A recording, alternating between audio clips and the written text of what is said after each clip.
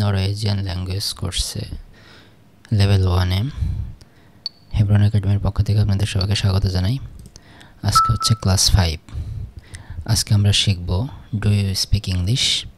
এই do you বা can you দিয়ে কীভাবে সেন্টেন্স সিম্পল ধরনের সেন্টেন্স বা বেসিক ধরনের সেন্টেন্স তৈরি করা যায়, আজকে আমরা সেটা শিখব।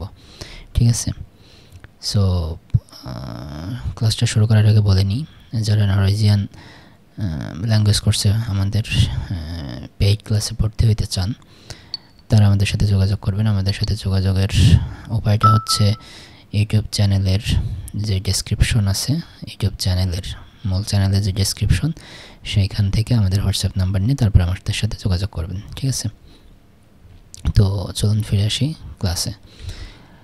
আজকে আমাদের টপিক্সটা হচ্ছে স্ন্যাকের ডো এংএলস্ক। এর অর্থ হচ্ছে ডু ইউ স্পিক ইংলিশ।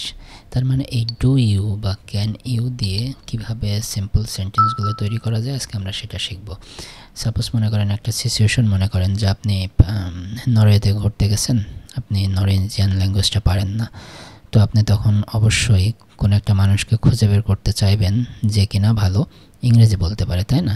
তো সেরকম একটা সিচুয়েশন যে ডু ইউ স্পিক ইংলিশ, তুমি কি ইংরেজি বলতে পারো, এরকম একটা সিচুয়েশন। ঠিক আছে, তো এখানে ডায়লগ দেওয়া আছে, 3টা সেন্টেন্স দেওয়া আছে, আর নিচে আরও 3টা সেন্টেন্স দেওয়া আছে। তো এখানে সেন্টেন্সগুলোর উচ্চারণের পাশে সব দেওয়া আছে, আপনাদের কোনো সমস্যা হবে না পড়তে। ঠিক আছে, তো ডু ইউ স্পিক ইংলিশ, আমরা যদি কাউকে জিজ্ঞাসা করি ডু ইউ স্পিক ইংলিশ, তুমি কি ইংরেজি বলতে পারো, তো এটার ড্যানিশে কী হবে? স্ন্যাকের ডু এংএলস্ক।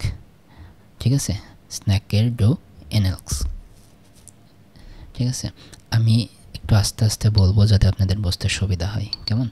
আচ্ছা, তো এইটা আমরা এভাবে জিজ্ঞাসা করতে পারি। ঠিক আছে, তো আবার আমরা এইভাবেও জিজ্ঞাসা করতে পারি ক্যান ইউ স্পিক ইংলিশ। হ্যাঁ, তো সেই ক্ষেত্রে আমরা কি বলবো? ক্যান ডু স্ন্যাককে খেয়াল রাখবেন এখানে কের আর এখানে কে, স্ন্যাককে এংএলস্ক। ঠিক আছে, তার মানে তুমি কি ইংরেজিতে কথা বলতে পারো বা ইংরেজি বলতে পারো। ঠিক আছে, তাহলে এটা ক্যান ইউ হলো, ডু ইউ হলো। এবার একটু ফর্মালি বা একটু ভদ্রভাবে কাউকে যদি জিজ্ঞাসা করা যায়, সেটা কীভাবে বলতে পারে যে এক্সকিউজ মি। কাউকে এক্সকিউজ মি বলে সম্বোধন করে বা ডেকে তারপরে জিজ্ঞাসা করা ক্যান ইউ স্পিক ইংলিশ।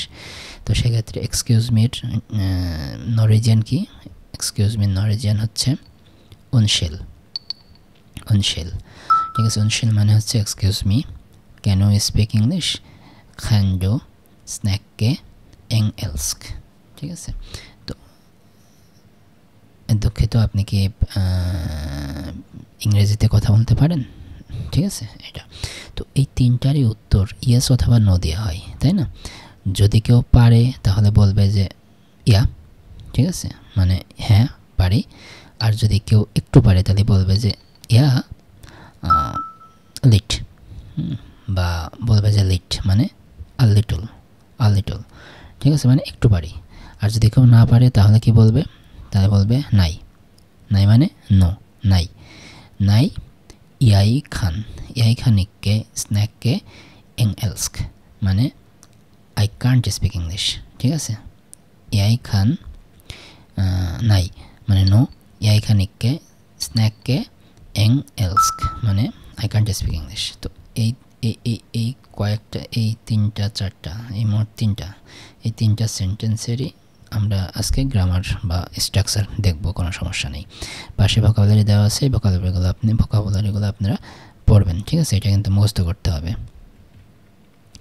আচ্ছা, দেন আসি প্রথম সেন্টেন্স যেটা ছিল।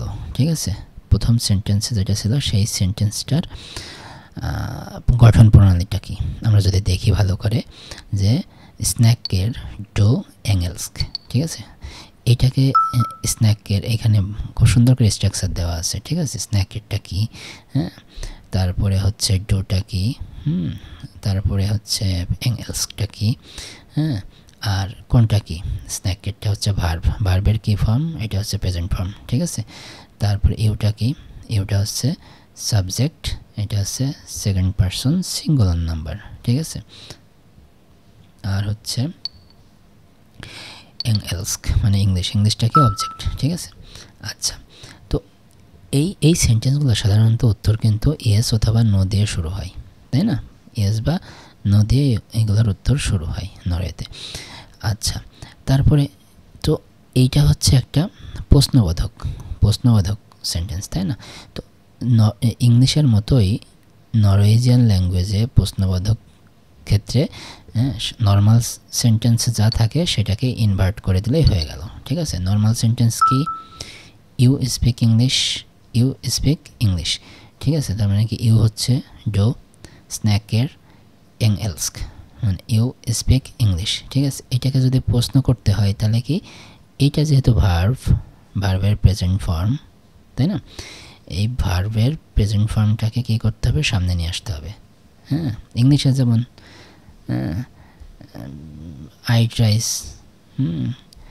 তো এটাকে ডু আই ট্রাইস, এরকম আর কি। বা ইংলিশে যেমন এখানে যদি আমি করি তাহলে এই ইউ স্পিক ইংলিশ, এইটাকে আমি নেগেটিভ করলে you do not speak English. আবার এটাকে যদি আমি কোশ্চেন করি তাহলে ডু ইউ স্পিক ইংলিশ, তাই না? ঠিক তেমন আর কি।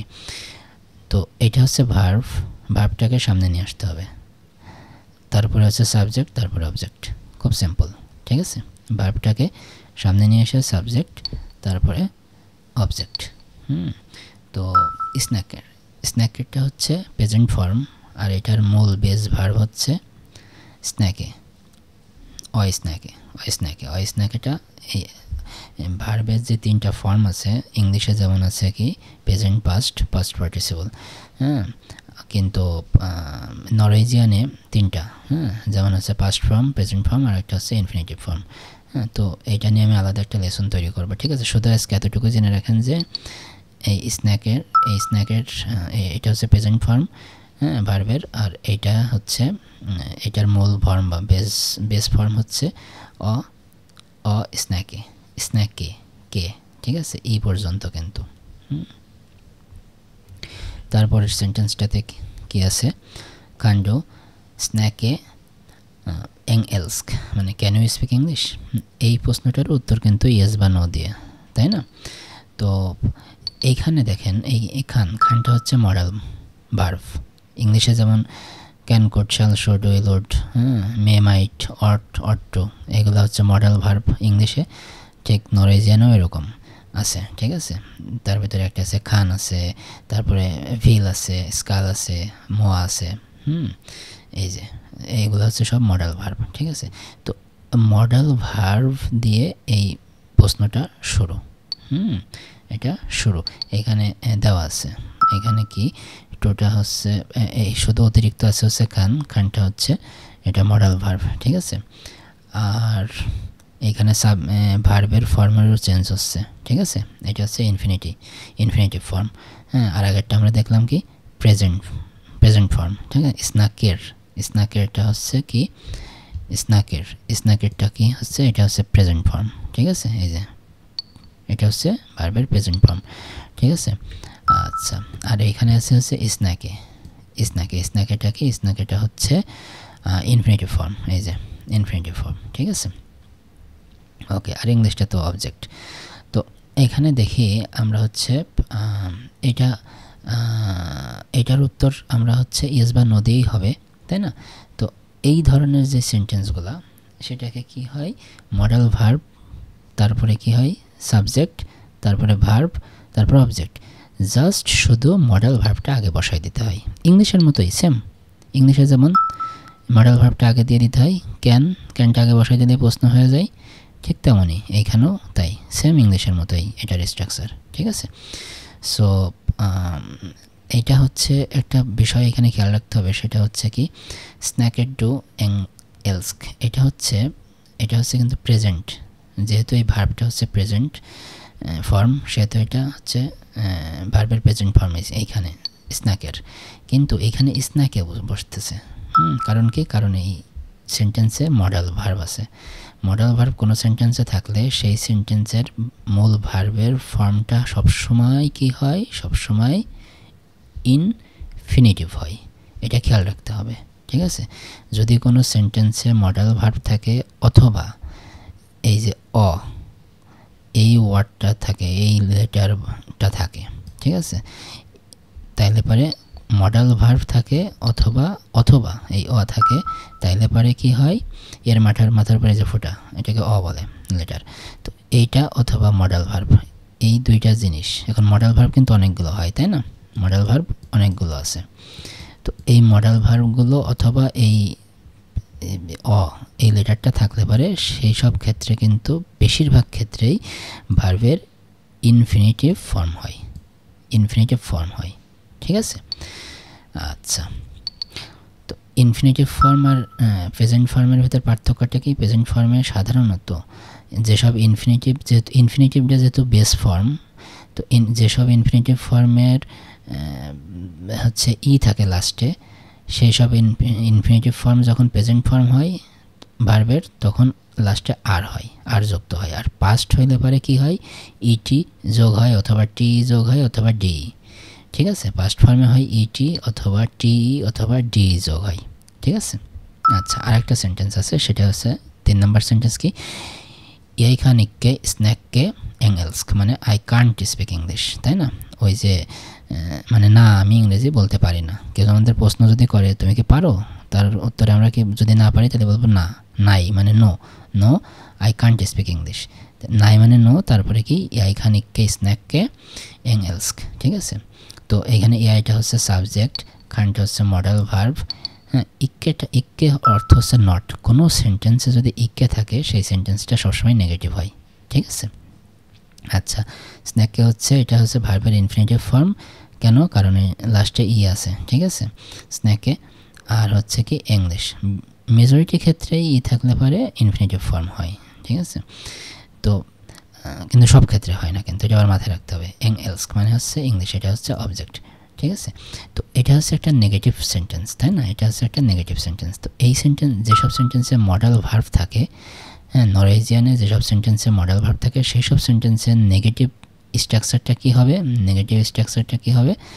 এইখানে সাবজেক্ট হবে, মডাল ভার্ব হবে, তারপরেই হচ্ছে ইক্কে হবে, তারপরে ইনফিনিটিভ ফর্ম হবে ভার্বের, তারপরে অবজেক্ট, ঠিক আছে। তো এইখানে সাবজেক্টটা কি, ইয়াই হচ্ছে সাবজেক্ট, মডাল ভার্ব কোনটা, খানটা হচ্ছে মডাল ভার্ব, তারপরেই হবে ইক্কে। তাহলে ইক্কেটা কোথায় বসবে? মডাল ভার্বের পরে, আর ইনফিনিটিভ মানে মূল যে ভার্ব, সেই মূল ভার্বের যে ইনফিনিটিভ ফর্ম, সেই ফর্মের আগে। মডাল ভার্বের পরে ইনফিনিটিভ ফর্মের আগে, ভার্বের ইনফিনিটিভ ফর্মের আগে নটটা যুক্ত হবে, তারপরে হবে ইনফিনিটিভ ফর্ম ভার্বের, তারপরে হচ্ছে অবজেক্ট, ঠিক আছে। তাহলে ইয়াই খানিককে স্ন্যাককে এলস্ক, তাই না? তার মানে হচ্ছে আই কান্ট স্পিক ইংলিশ, এটা হচ্ছে নেগেটিভ। তাহলে যেসব সেন্টেন্সে মডাল ভার্ব থাকবে সেসব সেন্টেন্সকে নেগেটিভ কীভাবে করতে হবে? সাবজেক্ট, সেই মডাল ভার্ব, তারপরে ইককে, তারপরে ভার্বের ইনফিনিটিভ ফর্ম, তারপরে অবজেক্ট, ঠিক আছে। এই যে এখানে লেখা আছে ইককে comes after the modal verb and before the infinitive form, ঠিক আছে। এই যে মডাল ভার্বের পরে আসবে, ইনফিনিটিভ ফর্মের আগে আসবে, ঠিক আছে। তো এখানে হচ্ছে স্ন্যাকে, হ্যাঁ স্ন্যাকে অবশ্যই এখানে হচ্ছে ভার্বের ইনফিনিটিভ ফর্ম, হ্যাঁ ইনফিনিটিভ ফর্ম, ঠিক আছে। তো এই হলো আজকের লেসন। মোটামুটি আজকে আমরা তাহলে 3টা সেন্টেন্সের স্ট্রাকচার শিখলাম আমরা, 3টা সেন্টেন্সের। হ্যাঁ, সাধারণত ডু ইউ বা ডু ইউ দিয়ে প্রশ্ন আমরা কীভাবে করব, ঠিক আছে। তারপরে হচ্ছে ক্যান ইউ দিয়ে আমরা প্রশ্ন কীভাবে করব। দেন হচ্ছে শিখলাম হচ্ছে ভার্বের 3টা ফর্ম সম্পর্কে আমি আলাদা একটা লেসনে আলোচনা করব ওয়াইডলি। সো এখানে ভার্বের ফর্ম সম্পর্কে খুব বেশি জানার দরকার নেই, এখানে যতটুকু যা বললাম ততটুকু জানলেই হবে। তাহলে ডু ইউ, ক্যান ইউ দিয়ে প্রশ্ন করলে আর কীভাবে উত্তর দিতে হবে, ঠিক আছে। আর মডাল ভার্ব থাকলে সেসব নেগেটিভ সেন্টেন্স কীভাবে মানে স্ট্রাকচার করবেন, কীভাবে মেক করবেন, ঠিক আছে। এই হচ্ছে আজকে আমরা শিখলাম। তো আশা করি আপনাদের লেসনটা উপকারে আসবে, আপনারা ভালো করে শিখবেন, পড়বেন, এবং আপনাদের যদি উপকার হয় তাহলে অবশ্যই আমাদের কমিউনিটিটা গ্রো করার জন্য আমাদের চ্যানেলটা সাবস্ক্রাইব করে আমাদের পাশে থাকবেন, আর লাইক, কমেন্ট ও শেয়ার করে অন্যদেরকে শেখার সুযোগ করে দেবেন। ধন্যবাদ সবাইকে।